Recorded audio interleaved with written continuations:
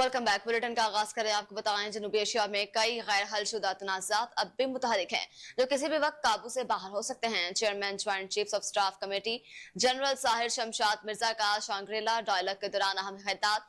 कहा, Asia Pacific अब 21वीं सदी का जियोपॉलिटिकल कॉकपिट बन चुका है, जहां स्ट्रेटेजिक कशीदगी में मुसलसल इजाफा देखा जा रहा है। खित्ते में बहरानों से निपटने के इदारा जाती निजाम न सिर्फ नाजुक है बल्कि गैर मुसावी भी, जिसकी वजह से तनाजुआत की शिद्दत कम करने के लिए मुअस्सर मुकालमा और ताउन का फुकदान है। उन्होंने इस अमर पर जोर दिया कि जनूबी एशिया को fair and peaceful dispute resolution. South Asia must not be left out of the Asia-Pacific stability conversations. It is home to two geographically contiguous nuclear powers, an unresolved territorial dispute of Kashmir, and the living memory of several crises that nearly spiraled out of control. Crisis management debate in the Asia-Pacific is incomplete without a serious focus on South Asia. Nuclearized South Asia presents a risk of strategic miscalculation of a global consequence. Post Pahalgam, the threshold of an escalatory war has come dangerously low, implying greater risk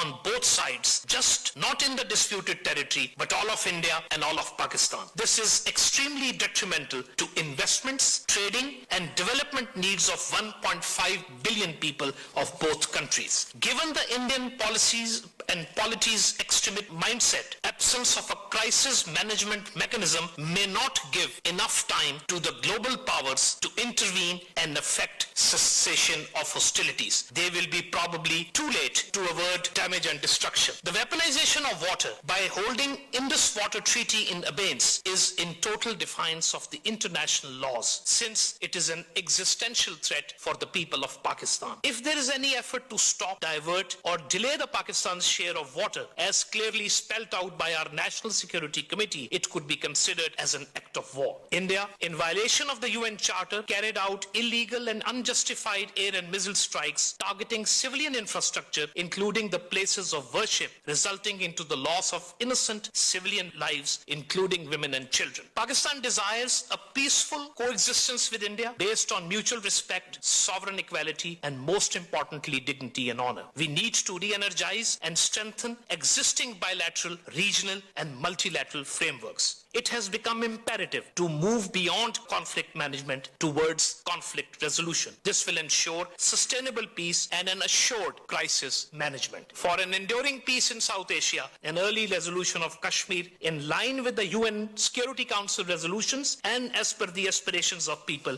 is essential. We seek a principled order, an order anchored in sovereign equality and restraint. In this, crisis management is not merely a set of tools, but a strategic ethic. Since 2013, we have been repeatedly urging the international community and to the Indians also to resort to these formal mechanisms of communication. As you saw that during the recent crisis, this was the only open channel available. But there has been a reluctance from the other side. Pakistan is open to have any number of mechanism channels because we believe that it's only dialogue and consultation and on the table that the issues can be resolved. Any mechanism implanted into this region from outside will lack local respect and recognition, because you know that anything which has to be enforced has to have the local understanding, the local culture, the local sensitivities taken into account. Unless you think yourself that you are a dominant and you do not want to speak from the position of equality, there's a trust vacuum and there are no respect for the red lines,